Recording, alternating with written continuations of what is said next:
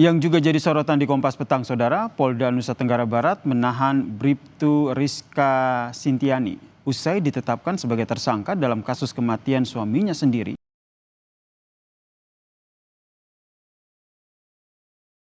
yaitu Brigadir Esko Fascarelli. Penyidik masih mendalami motif pelaku membunuh suaminya sendiri.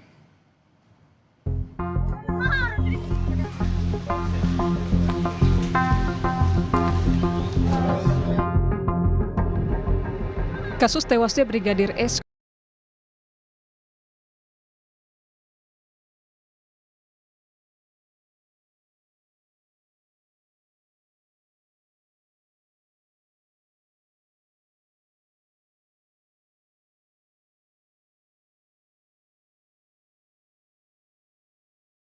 Fascarelli, anggota Polsek Sekotong, Lombok Barat, menguak fakta mencengangkan publik usai polisi menetapkan istri korban Bribtu Rizka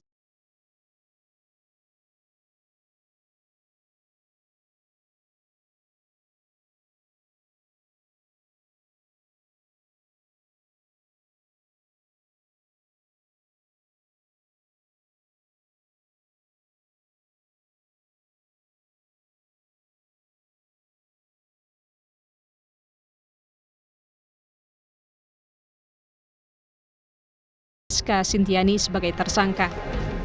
Psikolog forensik menilai motif pembunuhan menyangkut emosional dan diduga ada keterlibatan pihak lain.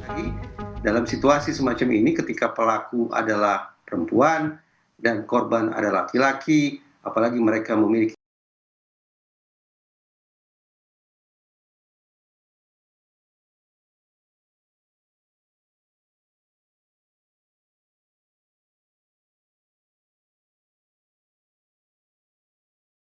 ikatan suami istri, maka patut kiranya kita berspekulasi lebih kedepankan kemungkinan adanya motif emosional. Mereka tidak cukup punya kesanggupan melakukan konfrontasi yang frontal terhadap laki-laki,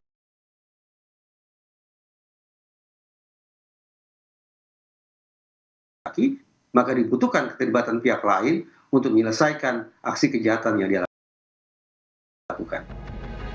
Keluarga korban meminta agar proses hukum berjalan lebih cepat, termasuk segera melaksanakan reka ulang atau rekonstruksi agar berkas segera dilimpahkan ke jaksa dan sidang cepat tergelar.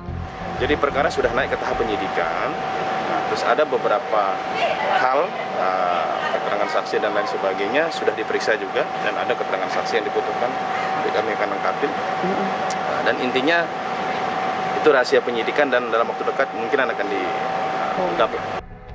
Sebelumnya Brigadir Esko Fascarelli dilaporkan hilang kontak pada 13 Agustus 2025. Keluarga lantas mencari ke beberapa tempat. Brigadir Esko akhirnya ditemukan dalam kondisi tak bernyawa di perkebunan warga yang berjarak 50 meter dari rumahnya di Dusun Iyor Lembang, Lembar, Lombok Barat, Minggu 24 Agustus. Jasad korban langsung dibawa ke Rumah Sakit Bayangkara. Hasil otopsi mengungkap ada tanda kekerasan akibat benda tumpul di leher korban. Istri korban, Rizka, berprofesi sebagai anggota kepolisian yang bertugas di Humas Polres Lombok Barat, sementara sang suami adalah anggota Intel di Polsek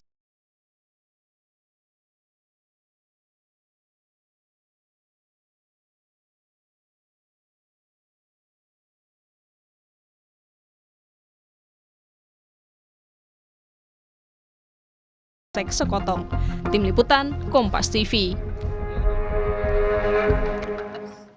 Kita bahas lebih dalam soal kasus tewasnya Brigadir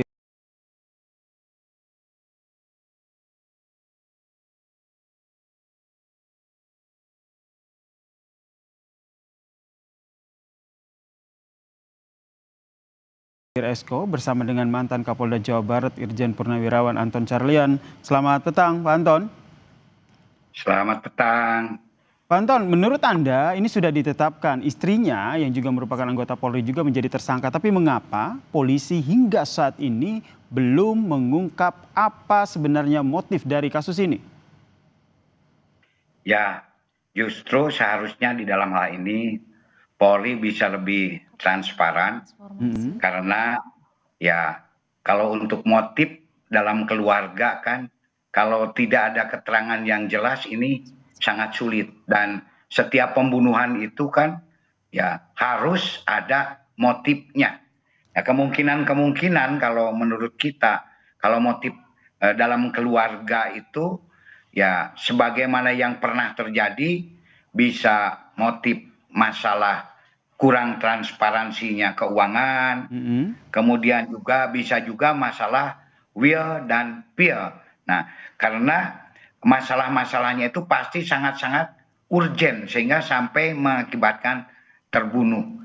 Kemudian juga di dalam hal ini kan wanita.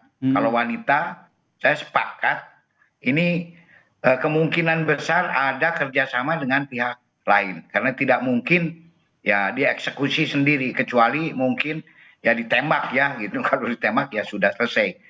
Dan ini pun juga yang agak heran ini, kalau tidak salah jarak waktu antara hilang dengan ditemukannya itu agak lama ya. Betul, agak Tanggal lama. 13 baru ditemukan tanggal 24. Ini hampir 11 hari. Nah, kemana yang 11 hari ini? Ini perlu penelitian yang lebih dalam. Apalagi sekarang dari pihak Bribtu Rizka itu sendiri ya mengatakan keberatan akan dijadikannya sebagai tersangka.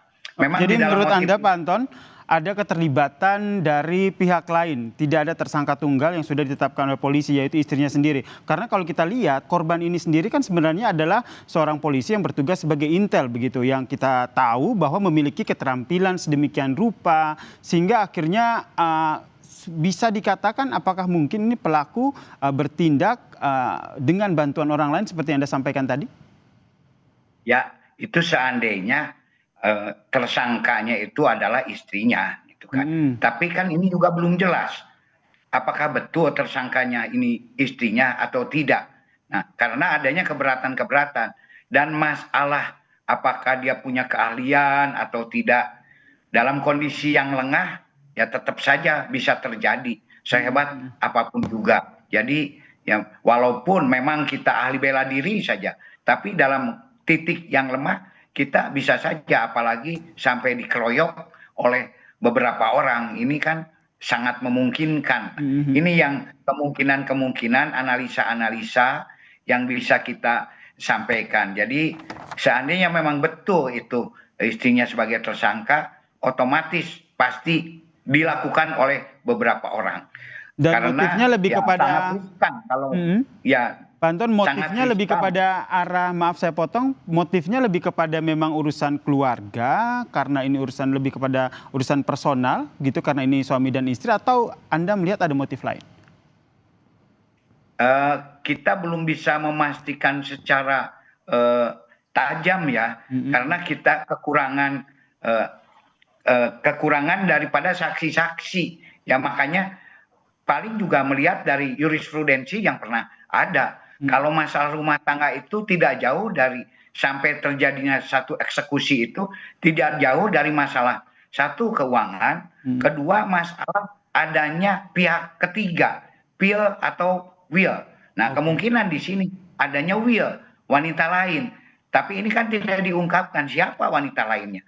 Sampai-sampai seorang istri begitu emosi seandainya tersangkanya yang bersangkutan ingin menghabisi, tentu ada masalah yang sangat urgent yang tidak bisa dimaafkan.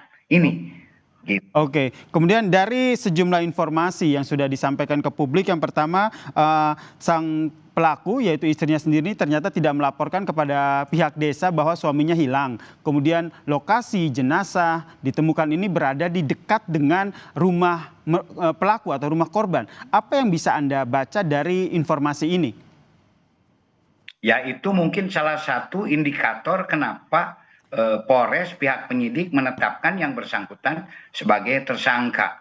Dan juga mungkin adanya kesaksian-kesaksian yang lain yang memang sampai saat ini belum bisa diungkapkan. Ini kan masih dirahasiakan atau masih belum diadakan press release dari pihak kepolisian itu sendiri. Memang itu salah satu kejanggalan, kok hanya 50 meter gitu kan. Makanya di mana selama ini yang bersangkutan, dan ketika ditemukan juga kan ada tali yang seolah-olah ya ingin mengelabui, seolah-olah itu sedang bunuh diri.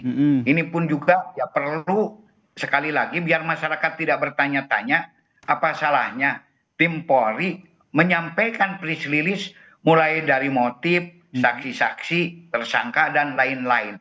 Toh Jadi- ini sudah terbuka daripada sekarang masyarakat malah bertanya-tanya, ini kurang transparansi daripada pihak Polri. Jadi menurut Anda mendorong pihak Polri agar segera mengungkap ya motifnya apa dan juga sebenarnya kronologi kejadiannya seperti apa ya? Betul sekali, karena ketika dijadikan tersangka, kan langsung ini, tidak dijadikan saksi dulu. Pasti pihak Polri sudah punya keyakinan yang sangat penuh bahwa yang bersangkutanlah pelakunya. Oke. Tapi seandainya masih kira-kira seperti kasus Subang, kan justru tersangkanya itu suaminya dijadikan saksi dulu di dalam pemeriksaan. Tetapi ini langsung saja dijadikan tersangka, bahkan sekarang sudah ditahan. Ini mengindikasikan sudah ada bukti yang sangat kuat, baik saksi, barang bukti maupun motif-motif daripada pembunuhan ini sendiri. Hanya tinggal press release saja. Nah itu yang masih kita nantikan ya. Atau juga ada kemungkinan juga kenapa belum diumumkan, ada tersangka lain yang belum tertangkap. Itu kemungkinan. Karena ya tidak menutup kemungkinan bukan sendiri gitu. Oke, ini yang masih kita nantikan press release-nya apa. Tapi menurut Anda sendiri apakah faktor korban yang juga merupakan anggota Polri ini jadi salah satu pertimbangan kenapa akhirnya Polri ataupun pihak penyidik ini berhati-hati dalam mengungkap motif dari kasus ini? Saya kira dengan contoh kasus Sambo itu sangat terbuka sekali. Karena ketika polisi melakukan satu tindak pidana, maka yang berlaku adalah selain hukum internal yaitu disiplin dan etik, juga berlaku hukum sipil yaitu hukum pidana. Nah, kalau pembunuhan ini kan lebih menyangkut kepada ranah hukum sipil, hukum pidana. Jadi ya harus ya diungkap secara transparan sehingga bisa lebih jelas. Oke, sekali lagi yang saya tanyakan ke Pak Anton, jadi kenapa akhirnya Polda NTB ini masih belum juga mengungkap motif dari kasus ini? Atau juga mungkin ya masih ragu-ragu kalau menurut saya, makanya ada komplain dari pihak pengacara tersangka. Tapi kalau ragu-ragu, kenapa harus ditahan? Ini juga jadi sebetulnya tinggal keberanian saja. Kenapa ini tidak diungkapkan press release-nya dengan jelas, sehingga bahkan ini kan sekarang sudah termasuk kasus yang ranah perhatian publik gitu kan. Betul. Justru terhadap kasus-kasus yang perhatian publik itu Polri harus responsif memberikan informasi kepada masyarakat sehingga tidak membingungkan masyarakat. Baik, kita nantikan bersama ya seperti apa Polda NTB menguak motif dari kasus pembunuhan ini. Terima kasih Pak Anton Carlyan atas perspektifnya di Kompas Petang. Salam sehat.